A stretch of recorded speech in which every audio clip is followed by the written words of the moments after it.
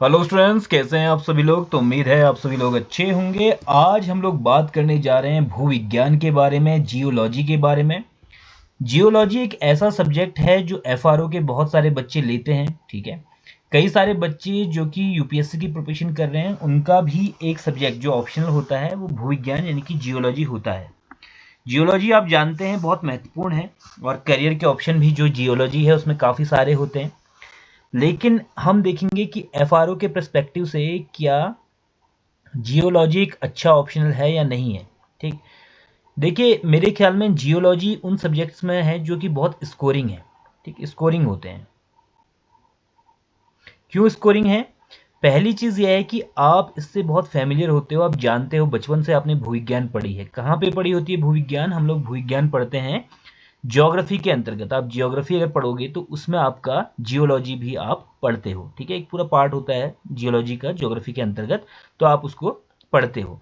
दूसरी चीज़ क्या होती है, जो ये पेपर है, ये पेपर ऐसा है जिसमें प्रश्न बहुत हार्ड नहीं बनते, प्रश्न बहुत आसान से बनते हैं। मतलब डेरिवेशन टाइप के प्रश्न नहीं आते, बहुत एक्स्ट्रा नॉलेज की जरूरत नहीं पड़ती। जनरल जनरल से नॉलेज है तब भी आप एग्जाम निकाल लोगे। आप इसका सिलेबस उठाकर देखोगे तो सिलेबस में कोई ऐसी चीज़ नहीं है जो बहुत मुश्किल हो जिसको पढ़ने के लिए, या कोई ऐसी चीज़ नहीं है जो आपने आज तक सुनी ना हो।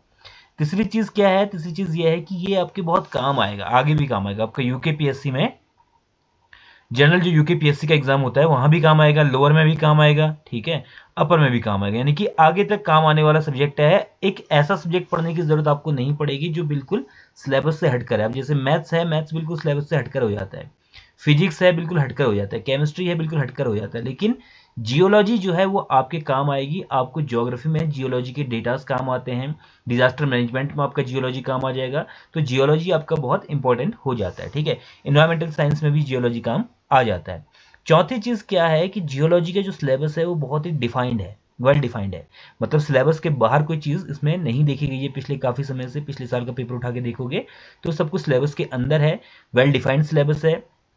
सिलेबस में करंट अफेयर जो है वो नहीं आता बार बार, जैसे इन्वायरमेंट में मे भी करंट अफेयर कुछ पूछ दे, बट इसमें करंट अफेयर बहुत नहीं पूछने की गुंजाइश बनती है। ठीक है, फिर इसके बाद पांचवी चीज क्या है, इसके सोर्सेस। ठीक है, अब सोर्सेस इसके लिमिटेड हैं। लिमिटेड मतलब ये है कि बहुत कम बुक्स निकलती हैं जनरल जियोलॉजी के लिए। वैसे जियोलॉजी में बहुत सारी किताबें लिखी गई हैं, बट जनरल जियोलॉजी में किताबें कम निकली हैं। कुछ बुक्स मैं आपको बता रहा हूँ, इन बुक्स को आप पढ़ लोगे तो आपका काम चल जाएगा। पहली बुक जो है इसमें एक आती है general geology. General geology English वालों के लिए आती है। ठीक है, जनरल जियोलॉजी ये आती है प्रवीण सिंह की, PRABIN, प्रवीण सिंह, SINGH, प्रवीण सिंह की। ठीक है, प्रवीण सिंह है या परवीन सिंह है, देख लीजिएगा। उसको PARBIN भी हो सकता है, प्रवीण भी हो सकता है, या प्रवीण भी हो सकता है, बट प्रवीण सिंह है। ठीक है, प्रवीण सिंह की किताब आती है। ये काफ़ी फेमस किताब है। इसमें लगभग आपका सिलेबस सारा का सारा कवर हो जाता है। बाकी एक किताब आती है जो आती है हिंदी में, जो कि राजस्थान राजभाषा के द्वारा निकाली गई है, जिसका नाम है विद्यासागर। विद्यासागर, विद्यासागर की किताब आती है। ठीक है, विद्यासागर की किताब हिंदी में है जिसका नाम है सामान्य भूगर्भ विज्ञान। सामान्य भूगर्भ विज्ञान है, सामान्य जियोलॉजी भी कह सकते हो आप इसको। ये किताब विद्यासागर जी की आती है। इस किताब को आप ले सकते हो। थोड़ा सा मोटी किताब है, थोड़ा बल्कि है, बट इसमें सिलेबस आपका सारा कवर हो जाएगा। इसके अलावा यूपीएससी के नोट्स भी मिलते हैं आपकी जियोलॉजी के, अगर आप चाहो तो उसको परचेस कर सकते हो, बट वो बहुत ज़्यादा हो जाते हैं, उतनी हाईफाई टाइप की यहाँ पे नहीं पूछी जाती। तो इस कारण से मैं कहूँगा कि आप ये विद्यासागर वाली किताब ले सकते हो। ठीक है, इनका अगर हो सकेगा तो लिंक मैं आपको प्रोवाइड करा दूंगा। और दूसरी है जो प्रवीण सिंह की किताब है, उस किताब को भी आप ले सकते हो। अच्छी किताब है प्रवीण सिंह की। दोनों ही बुक आप पढ़ सकते हो, इंग्लिश वालों के लिए हो गई, हिंदी वालों के लिए हो गई। एक बार लेने से पहले सिलेबस को आप भी मैच कर लेना कि सिलेबस मैच हो रहा है कि नहीं हो रहा है। इसमें इन लोगों ने इंडेक्स भी दी गई है, शुरू में इसकी इंडेक्स दी है, तो इंडेक्स के अकॉर्डिंग आप देख लेना अपने हिसाब से। बट मेरे हिसाब से अच्छी किताबें हैं दोनों ही। ठीक है, आगे बढ़ते हैं। पेपर आप देखोगे तो पेपर हलवा टाइप का पेपर है। मतलब काफ़ी सारे प्रश्न जो हैं आप हल कर लोगे। ठीक, बहुत हाई फाई चीज़ें नहीं पूछी गई हैं, बहुत ही एलियन टाइप की चीज़ें नहीं पूछी गई हैं, बहुत सिंपल सिंपल सा पेपर है। पहला क्वेश्चन है, पृथ्वी की आंतरिक संरचना बताइए। पृथ्वी की आंतरिक संरचना आप थंबनेल में देख सकते हो। ठीक है, वो पूरा ऐसे डायग्राम टाइप का होता है, फिर उसके अंदर ऐसे ऐसे करके होती है। ठीक है, तो पृथ्वी का आंतरिक संरचना आसान प्रश्न है। इंटरनल स्ट्रक्चर ऑफ अर्थ बहुत आसान प्रश्न है। इस तरह के प्रश्न आप ज्योग्राफी में पढ़ते ही हो, हमेशा से पढ़ते हो, आपको पढ़ने ही पड़ते हैं ज्योग्राफी के लिए। तो ज्योग्राफी के लिए जब मेहनत कर रहे हो यूकेपीएससी के लिए, तो इसको यहाँ पढ़ लेना, यहाँ से काम चल जाएगा। प्लेट विवर्तनिकी क्या है, यानी कि प्लेट टेक्टोनिक्स की सीमाओं के प्रकार बताइए। तो प्लेट टेक्टोनिक्स आपने पढ़ा होगा, और नहीं भी पढ़ा है तो पढ़ना चाहिए। अगर आप ज्योग्राफी के स्टूडेंट हो आप, यूकेपीएससी के, यूपीपीसीएस के और किसी भी पीसीएस के या आईएएस के एस्पिरेंट हो, तो आपको प्लेट टेक्टोनिक्स पता होने चाहिए। तो दोनों ही क्वेश्चन हम लोग आसान श्रेणी में रखेंगे। अगर आपको नहीं भी पता है जियोलॉजी का कुछ भी, एबीसीडी नहीं पता आपको जियोलॉजी की, तब भी आप इन 2 प्रश्नों को कर लोगे और 40 में से आराम से 30 क्वेश्चन तो 30 अंक तो मार ही लोगे। ठीक है, आगे बढ़ते हैं। भू आकृति विज्ञान की 2 अवधारणाएं बताइए, यानी 2 concept of the geomorphology. Geomorphology क्या होता है, टर्म आप लोगों ने सुना होगा, ज्योग्राफी जब आपने पढ़ी होगी तो वहां पे सुना होगा। तो ज्योग्राफी के साथ ओवरलैप करता है, यानी कि आपका अगर आपने ज्योग्राफी पढ़ी है इससे पहले और ज्योग्राफी आपको समझ में आती है, तो मेरे ख्याल में ये बहुत अच्छा सब्जेक्ट आपके लिए हो सकता है, बढ़िया सब्जेक्ट हो सकता है। नदी प्रणाली के निक्षेपण से बनी भू आकृतियां क्या होती हैं? ठीक है, तो नदी प्रणाली के निक्षेपण से बनी भू आकृतियां ये आपने पढ़ी होंगी, यूकेपीएससी 2024 में शायद ये क्वेश्चन आया था, 2024 में या 2000, लटकती घाटियां किससे बनती है ना, एक क्वेश्चन ये आया था लटकती घाटियों वाला। तो भू आकृतियों से संबंधित क्वेश्चन आपके ज्योग्राफी में भी आते हैं। ठीक, तो आसान क्वेश्चन है। हिमालय का विवर्तनिकी ढांचा, टेक्टोनिक फ्रेमवर्क ऑफ हिमालय, ये आप पढ़ते हो जब डिजास्टर मैनेजमेंट पढ़ते हो उत्तराखंड का, तब आप हिमालय की पूरी विवर्तनिकी पढ़ते हो। जब यहाँ पे भूकंप की बात पढ़ते हो तो इसकी विवर्तनिकी पढ़ते हो, यानी कि इसका जो टेक्टोनिक्स है वो आप लोग पढ़ते हो उस टाइम पे।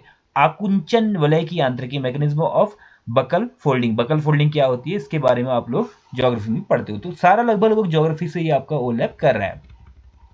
लोअर गोंडवाना वनस्पति है, इसका चित्र सहित वर्णन कीजिए। गोंडवाना लैंड आपने पढ़ा होगा, ठीक है, ज्योग्राफी का पहले चैप्टर जब आता है हम लोग का, तो वहां पे हम लोग गोंडवाना लैंड पढ़ते हैं। लेकिन थोड़ा सा एक स्टेप ये आगे गया है, इसने गोंडवाना लैंड के साथ क्या पूछ दिया, यहाँ पे वनस्पति, गोंडवाना लैंड की वनस्पति पूछ दी।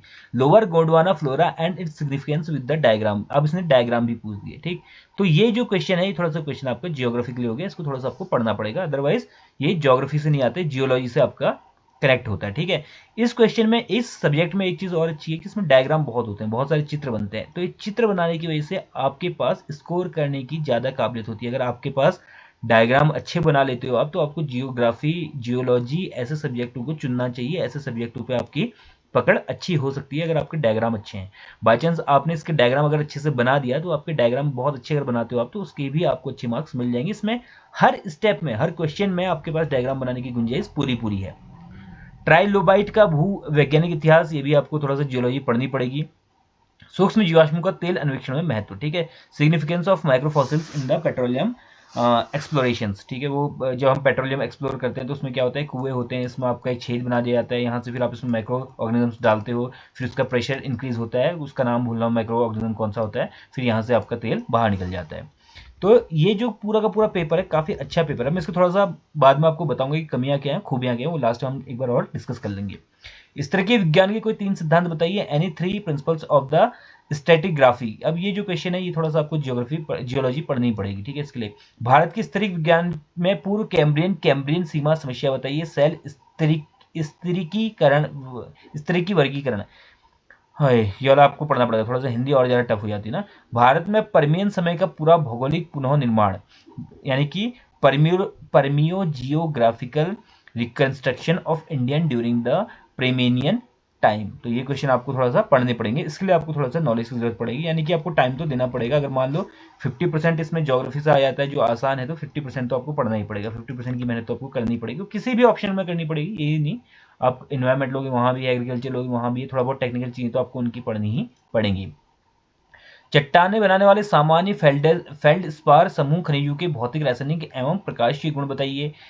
यमल की परिभाषा तथा ट्राइक्लिनिक समुदाय के यमल नियम बताइए। समदैशिकता तथा असमदैशिकता को बताइए। आइसोट्रोपिज्म एंड एनआइसोट्रोपिज्म के बारे में बताइए, ठीक है, ये आपको बताना है, आइसोट्रोपिज्म एंड एनआइसोट्रोपिज्म के बारे में। द्विपदीय मैग्मा का क्रिस्टलीकरण, मैग्मा आप लोगों ने पढ़ा होगा, इससे क्वेश्चन यूपीएससी बहुत पूछता है, मैग्मा के क्वेश्चन ना, यूपीएससी से 2022 का कुछ में पूछा भी था मैग्मा के बारे में। ज्वालामुखी आग्नेय शैलों की संरचना बताइए। तो आग्नेय शैलों की यानी कि इग्निशियस सेल कैसे होती हैं उनके बारे में बचपन से पढ़ लो, 6ठी क्लास से शुरू हो जाती है इग्निशियस सेल्स।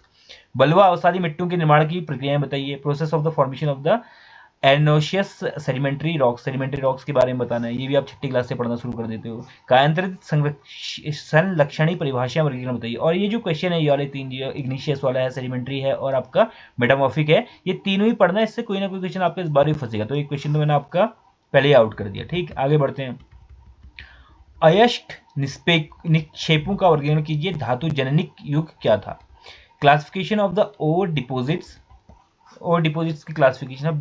अब जियोलॉजी पढ़ रहे हो तो जनरल सी बात है कि और क्या होता है, और का कैसे क्लासिफिकेशन करते हैं, और का कैसे हम लोग माइनिंग करते हैं, ईटीसी कैसे उसका हम लोग संश्लेषण करते हैं, कैसे निकालते हैं, सारी चीज़ें आपको पता होनी चाहिए। मेटलॉजियनिक इपोच क्या होता है, विवृत खान में खनन, एक बांध निर्माण में भूवैज्ञानिक सर्वेक्षण कैसे करते हैं, 20 नंबर का क्वेश्चन है आपका। ये तो ऐसे भी आपको पता होना चाहिए, क्योंकि आप जो इन्वायरमेंटल साइंस पढ़ते हो या डिजास्टर मैनेजमेंट पढ़ते हो, ज्योग्राफी पढ़ते हो, वहाँ पे ये काम आता है, ठीक है। ओपन कास्ट माइनिंग क्या होती है, इसके बारे में थोड़ा सा हम लोग का rat hole mining, open cast mining, बहुत सारी माइनिंग्स के प्रकार होते हैं अलग अलग, उस माइनिंग के बारे में आपको पढ़ना चाहिए। तो कुल मिलाकर ये है कि 50-50 का इसमें है कि 50% अगर आपको पढ़ना है तो 50% आपने पहले से पढ़ा हुआ है। उसकी कुछ खामियां भी देखते हैं, कुछ खूबियां भी देखते हैं। पहली चीज़ क्या है, पहली चीज़ तो यह है कि आपका डायग्राम होते हैं, ठीक है। अगर आप डायग्राम बना सकते हो तो आपके लिए बहुत अच्छा सब्जेक्ट है। दूसरी चीज़ क्या है, इसमें अगर आपको ज्योग्राफी समझ में आती है तो आपके लिए ये भी आसान होगा। तीसरी चीज़ ये, अगर आप साइंस बैकग्राउंड के हो और आपको थोड़ा सा नक्शे वक्से समझने में, थोड़ा सा आपको टेक्निकल वर्ड समझने में दिक्कत नहीं होती, तो आपके लिए बहुत आसान है। इसमें टेक्निकल वर्ड्स काफ़ी सारे होते हैं। चौथी चीज़ क्या है कि ये जो इसका सिलेबस है वो थोड़ा सा छोटा सिलेबस है, तो इस कारण से आपका इसका सिलेबस बहुत कम समय में कंप्लीट हो सकता है। पांचवी चीज़ क्या है कि इसमें आपके बहुत टेक्निकल ज्ञान की ज़रूरत नहीं है, 50-50 का रेशियो रहता है, 50 टेक्निकल 50 नॉन टेक्निकल। छठी चीज़ क्या है कि ये जियोग्राफी के साथ बहुत ओवरलैप करती है, और जब जियोग्राफी के साथ ओवरलैप करती है तो आपको थोड़ा सा आसान हो जाएगा इसको पढ़ना। सातवीं चीज़ क्या है कि ये जो ऑप्शनल है, इस ऑप्शनल में आपको बहुत ज़्यादा सोर्सेज की तरफ भागने की ज़रूरत नहीं है। एक सोर्स उठा लोगे तो उसी में आपको सब कुछ मिल जाएगा, तो सोर्सेज बहुत कम रखने की ज़रूरत है। ऐसा नहीं कि एक टॉपिक अलग किताब से पढ़ना है, दूसरा अलग से, तीसरा अलग से, चौथा अलग से, ऐसा नहीं है। एक दो किताब पढ़ोगे तो वहीं से आपका सारा काम हो जाएगा। आठवीं चीज़ ऐसा है, मार्किंग सिस्टम। मार्किंग सिस्टम इसमें अच्छा है, मार्क्स अच्छे मिलते हैं।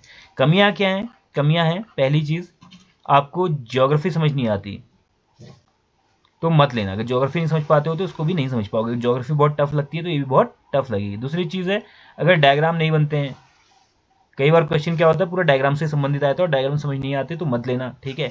तीसरी चीज़, अगर टेक्निकल वर्ड थोड़ा नहीं समझ आते, टेक्निकल वर्ड आपको ज़्यादा याद नहीं होते तो इसको मत करना, क्योंकि इसमें टेक्निकल वर्ड्स आपके बहुत सारे होंगे, तो टेक्निकल वर्ड्स अगर नहीं होते तो मत करना। चौथी चीज़ है, अगर आपका इसके अलावा किसी और उसमें अच्छा हाथ है, मान लीजिए आपने इन्वायरमेंट में अच्छा हाथ है, आपका जूलॉजी में अच्छा हाथ है, या आपका बॉटनी में अच्छा हाथ है, तो उसी को आप देखना, ठीक है।